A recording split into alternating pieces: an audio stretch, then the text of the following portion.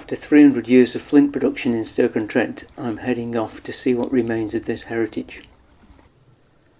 And as flint production relied on canal transport to bring in the raw materials and distribute the finished product to the potteries, I'm starting my journey on the water.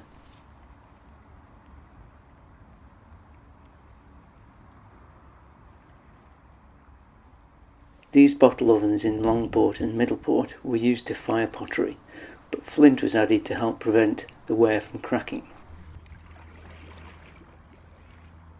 As well as 7 potters' ovens, the Burley factory had its own kiln for calcining flint.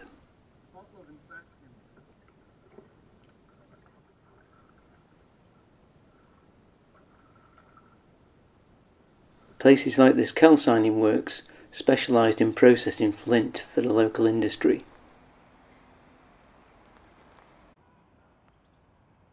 The tall chimney contains 2 separate firing chambers.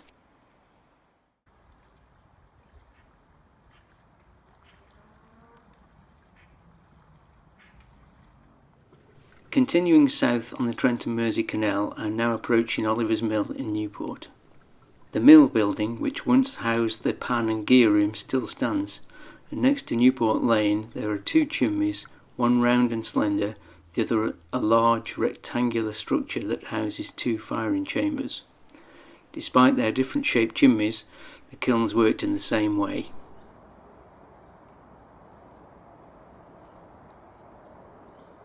Not far from here, at the end of which was once the Burslem Branch Canal, 2 calcining kilns survive at Furlong Mills. The company has been producing materials for the pottery industry on the site for nearly 180 years.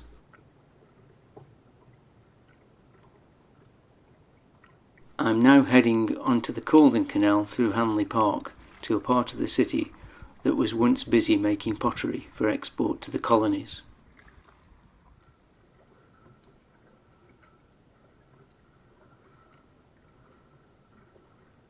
The Johnson Brothers factory produced sanitary ware, large items for kitchens and bathrooms, which needed huge amounts of flint.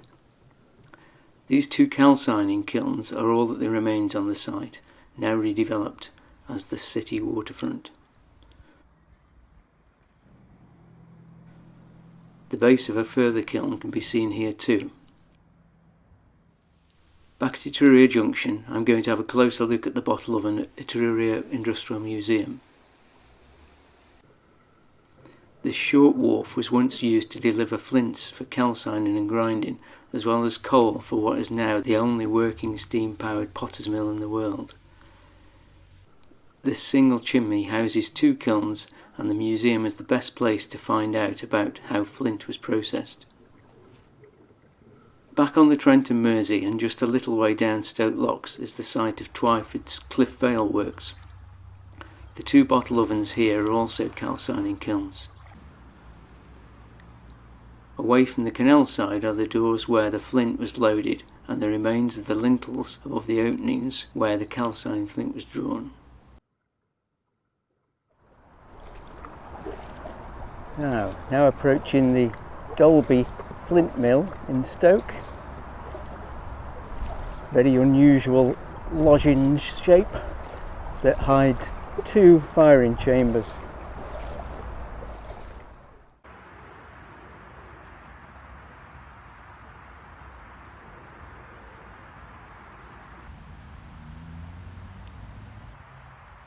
Stoke had numerous mills, including a water mill on the River Trent not far from the aqueduct, which was converted from flour to flint in the 18th century.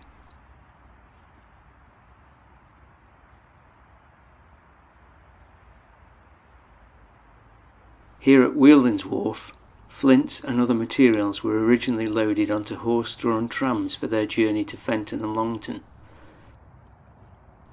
The basin was on the far side of this bridge. So I will continue my journey by bike. Just a few yards from the same tramway at James Kent and Fenton are these 3 well-preserved calcining kilns, known locally as salt, pepper and vinegar. My final destination is Short Street in Longton, where, not far from the former Ensign Works, this small kiln peeps over the wall.